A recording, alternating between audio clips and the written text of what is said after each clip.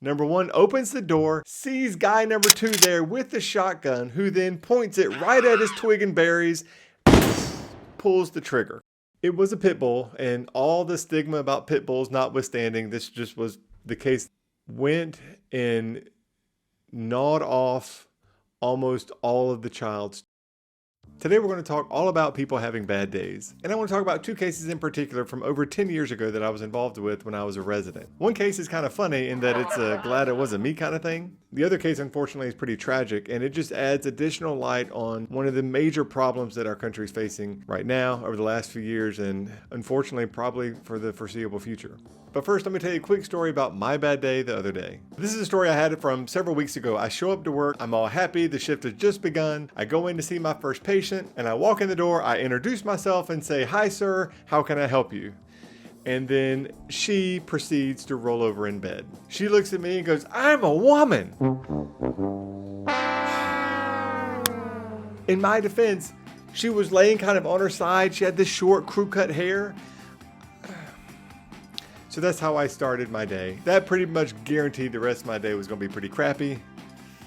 And it was. So with that bad day story out of the way, let me tell you about the first trauma case. This is from well over a decade ago. I was an emergency medicine resident and I was doing a rotation on the trauma service. I was in the hospital. I remember it being late at night and they call out a code trauma. So the entire trauma team goes down. That includes x-ray, blood bank, lab techs, everybody shows up. And the entire team is waiting in the trauma bay, and in comes through the double doors, EMS bringing someone on their stretcher in handcuffs, holding his crotch, and he is covered in blood. Apparently the patient, and we're going to call him guy number one, had a friend, we're going to call him guy number two, and guy number two had a girlfriend that the patient, guy number one, also kind of liked. So when guy number two wasn't around one day, guy number one comes over to the house, and guy number one and guy number two's girlfriend consensually do some things that guy number two would find out about and obviously not be very happy. So guy number two finds out that guy number one was not really the friend he thought he was. And they have argument and go their separate ways. Turns out a few days later, guy number two calls guy number one and says, "Hey homie, you've been my friend for way too long. I'm not gonna let this ruin our relationship. Why don't you come over and let's bury the hatchet?" Guy number one says, "Great, let's do it." So guy number one goes back to guy number two's house. Number one opens the door, sees guy number two there with the shotgun, who then points it right at his twig and berries, pulls the trigger. Guy number one obviously grabs his crotch, screams in agony, and falls to the ground. Guy number two, and this is where he did his old friend real dirty. I'm not saying it wasn't justified, but guy number two gets on the horn and calls 911, and it goes something like this. "This is 911, do you have an emergency? Somebody was trying to break into my house and I shot him. Please send the police." Okay, paramedics and police are on their way. Police show up first to the scene. They see guy number one who's been shot outside the door. Then paramedics arrive shortly after. Police put him in handcuffs, take him to the hospital, bleeding out. And by the time all of this gets settled out and the police go back to the place, guy number one is gone. So back in the trauma bay, guy number one comes through the door, screaming, holding his crotch, blood everywhere. He clearly got shot at point blank range. His belt buckle was actually pushed into his inner thigh. Me being, I think I was a second year at this time, still not 100% sure what to do in something like this. I look at the trauma attending and she goes, "Well, pull it out." So I sit there and pull out this man's huge fat belt buckle from his inner thigh. Then we assess the damage, and poor man's twig and berries look like now meat that had gone through a grinder. He would end up peeing through a Foley catheter for the next 6 months. So the moral of the story here is, if you do something inappropriate with your best friend's girlfriend, and then he calls you and says he wants to bury the hatchet, maybe don't go over to the house. I guess maybe the real moral of the story is, don't do anything inappropriate with your best friend's girlfriend. After 50,000 patients, that's the only story I have where somebody was shot point blank range in the wiener, and it still kind of sticks with me today. So the second case I want to talk about sticks with me for a different reason. Overall, just how tragic it is. Again, this is in the same year when I was a resident, maybe even the same month.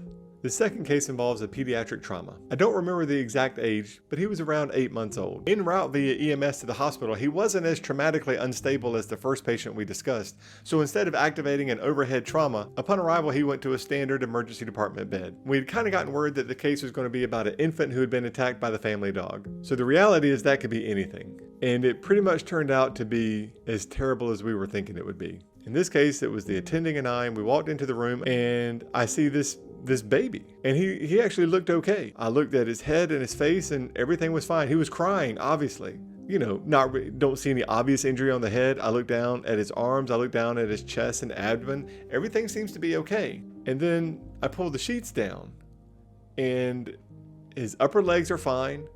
But then I see his feet are all covered in blood-soaked gauze. Before I remove the gauze, we're kind of getting some things ready, additional gauze in case it starts bleeding again. EMS tells us what happened. Apparently the child's parents were using drugs that night and they passed out in a separate room.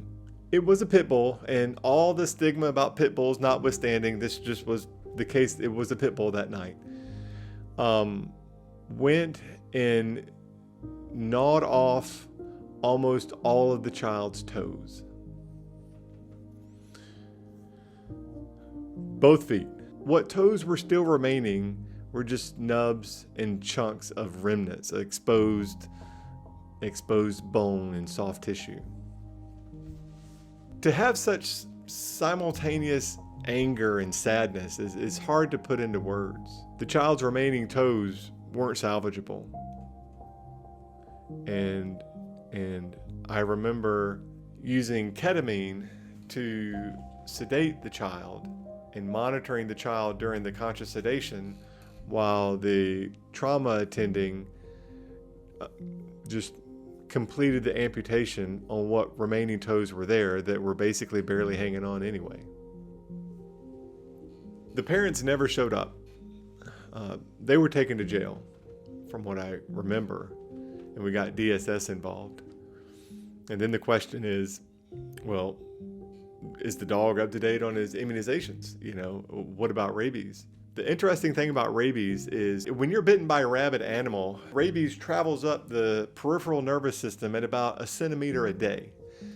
That's why if you're out camping, out in the middle of the woods, and you get bitten by a rabid animal, you don't have to technically stop what you're doing and rush to the hospital. You've got a few days. Now, don't go out and push the limits. So that's why animal control will often go and pick up a potential rabid animal and just observe it if it's been involved in a biting or altercation, because it will display signs of rabies before the rabies virus attaches to the central nervous system, and of course that's incurable. But in this case, you have this child, right? We were doing everything we could to find out the rabies status. The dog had been captured by animal services, animal control, and I called them and I said, do you guys have rabies documentation? Do you have immunization records? And they said no. And I said, well, we need to find out if the dog has rabies or not.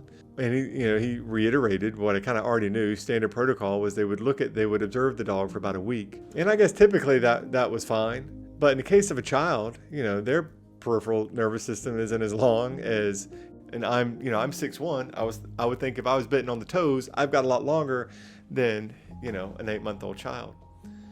So the guy on the other line, he goes, but you're the doctor. Do you want me to put the dog down? I will, and we'll find out. It was kind of I'm sitting here pondering about my decision making, but at the time it was a no-brainer. I said, kill the dog and find out. So, I don't know if it's the next day or the day after, but we got the results and the dog did have its rabies. I remember, this was such a crazy story. It was on the news. And again, this is well over a decade ago.